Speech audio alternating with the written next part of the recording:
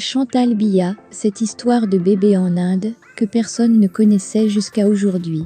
Pour plus d'informations sur ce sujet, retrouvez-nous après le générique. Mais avant de commencer, n'oubliez pas de vous abonner et d'activer la cloche de notification pour ne pas manquer nos prochaines vidéos. Bon visionnage.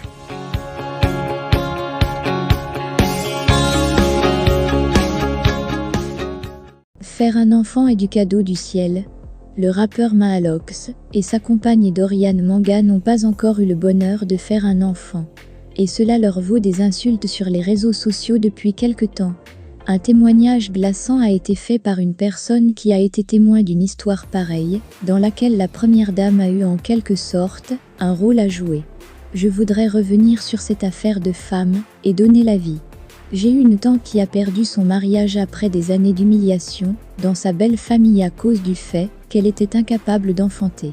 Cette femme a cherché l'enfant jusqu'à aller en Inde et elle était même la deuxième cliente du centre endoscopique Chantal Biya. À l'époque, c'était des dizaines de millions qu'il fallait déposer là-bas pour procréer. Mais toutes ces actions pour donner la vie ont été vaines. La pire des humiliations, c'est que son mari est allé faire des enfants avec la voisine et tout le quartier était au courant.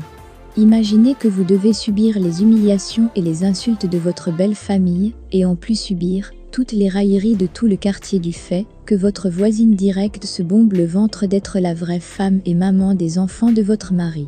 Cette situation était tellement humiliante pour elle que mon oncle passait des soirées chez la voisine et rentrait juste dormir, et à un moment, elle était chassée de son lit donc, elle dormait dans la chambre des invités et au final ils ont divorcé.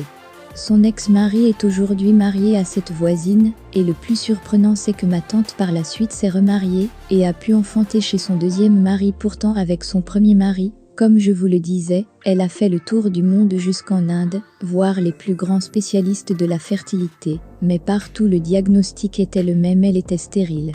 Au final elle a donné la vie à 47 ans et a une fille aujourd'hui, mais malheureusement son époux est décédé par la suite. Pendant les années de son premier mariage, j'ai vu ma tante mourir à petit feu, car psychologiquement et mentalement, elle subissait toutes les humiliations au point qu'elle a fait une tentative de suicide qui n'a aucunement ému son mari, qu'il appelait un morceau de bois inutile dans sa vie. Je vous raconte cette histoire vécue personnellement pour vous dire qu'on ne se moque pas d'une femme qui ne peut pas enfanter, et cela peu importe son comportement. C'est Dieu qui donne grâce, et c'est d'ailleurs pour cela qu'il a donné à Sarah, la femme de Moïse, une descendance alors qu'elle avait déjà passé le cap de la ménopause.